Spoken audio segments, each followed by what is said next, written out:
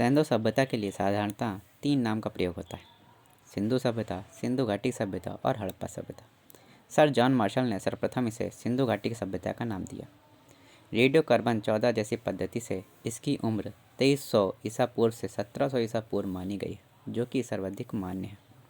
हड़प्पा सभ्यता की खोज 1921 में भारतीय पुरातत्व सर्वेक्षण विभाग के निदेशक सर जॉन मार्शल के निर्देशन में राय बहादुर दयाराम साहनी ने किया था। इसका वर्ष 1921। अब हम इसका विस्तार देखते हैं। उत्तरी सीमा में इसका विस्तार मांडा, जम्मू कश्मीर। पूर्वी सीमा में इसका विस्तार आलमगीरपुर, मेरठ। दक्षिण सीमा में इसका विस्तार दैमाबाद, महाराष्ट्र।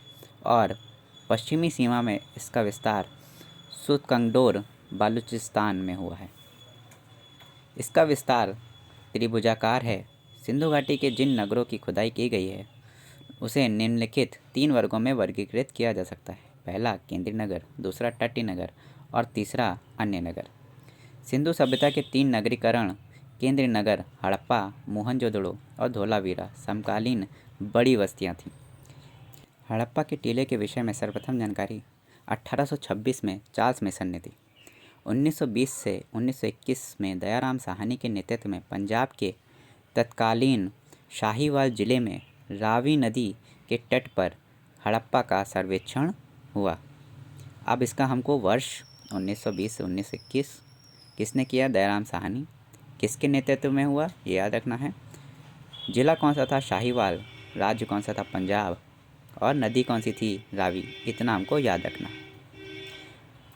बस्ती 2 भागों में विभाजित है, एक छोटा लेकिन ऊंचा पर बना तथा दूसरा कहीं अधिक बड़ा लेकिन निचाई पर बना हुआ। तो हड़प्पा सभ्यता में 2 टीले हमको मिले हैं, एक ऊंचाई पर है और एक नीचे है।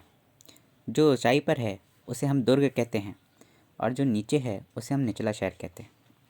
दुर्ग में माना जाता है कि पंडित, प्रीस्ट या फिर बड़े अमीर या फिर शासक वर्ग रहता है, और निचले शहर में माना जाता है कि यहाँ पर जनता या फिर मजदूर लोग रहते होंगे। दुर्ग और निचला शहर पूर्व में है और दुर्ग पश्चिम में है। दुर्ग में माना जाता है कि बड़े शासक वर्ग रहते हैं। दुर्ग की ऊंचाई का कारण यह था कि ये संरचनाएं कच्ची ईंटों के चबूतरे पर बनी। दुर्ग को दीवार से घेरा गया था, जिसका अर्थ है कि इसे निचले शहर से अलग किया गया था। निचला शहर भी दीवार से घेरा गया था। इसके अतिरिक्त यहाँ पर एक कब्रिस्तान भी मिला है जिसे 837 नाम दिया गया है। ये आवास क्षेत्र के दक्षिण में मौजूद होता है। साथ ही यहाँ पर कब्रिस्तान के सिवाय और भी बहुत सारी चीज़ें मिली हैं, जिनमें से मछुआरे का चित्र,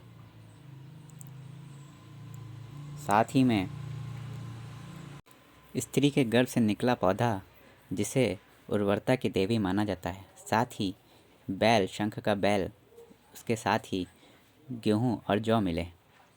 अब ये था हड़प्पा शहर। अब हम मोहनजोदड़ो और बाकी के शहरों को अगले पार्ट में पढ़ेंगे।